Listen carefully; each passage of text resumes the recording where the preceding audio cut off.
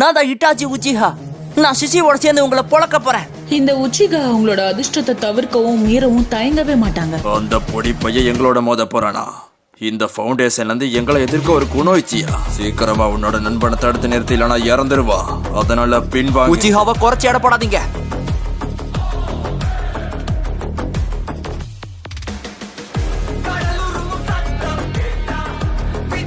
அட்டகாசமா இருக்கு. என்னால அதை பார்க்க முடியுது. அப்போ இதுதான் ஷேரிங்கரோட சக்தியா?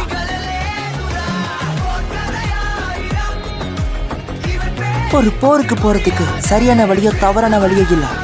அதெல்லாம் ஒரு விஷயமும் இல்ல. நீ பண்ண போற தாக்குதல நான் முன்னாடியே பாத்துட்டேன்.